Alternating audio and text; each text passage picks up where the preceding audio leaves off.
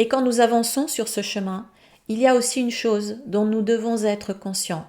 L'ego, cette partie de notre esprit qui tisse des illusions et qui a peur, eh bien, il ne va pas se laisser faire, il ne va pas nous laisser avancer comme ça.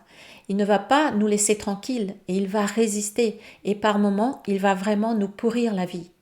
Il faut le savoir d'avance. Il va tout faire pour nous décourager et pour nous faire renoncer à notre liberté. Je parle de ces résistances dans mes 2 vidéos, une bonne et une mauvaise nouvelle, et aussi dans la vidéo ce que l'ego ne veut pas qu'on découvre, si vous voulez mieux comprendre les résistances de l'ego. Ce que l'ego veut, c'est nous égarer, et il utilisera tous les moyens qu'il peut pour ça.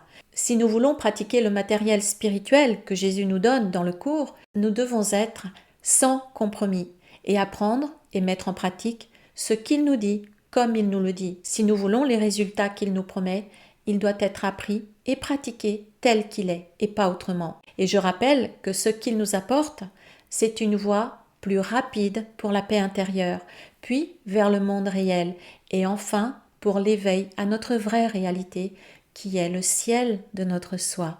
Le but de ce livre d'exercices est d'entraîner ton esprit d'une manière systématique à une perception différente de tous et de tout en ce monde.